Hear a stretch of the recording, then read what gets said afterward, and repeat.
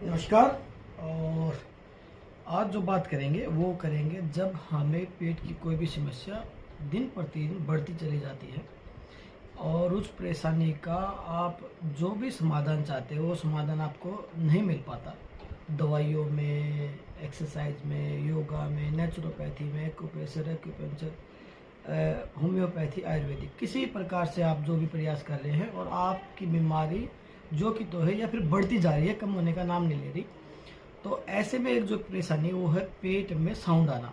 पेट में साउंड, गुड़ गुड़ जैसी आवाज़ या फिर ऐसा गुर गुरु ऐसे करके पेट करना, मतलब कि गैस का टर्बुलेंस ज़्यादा होना।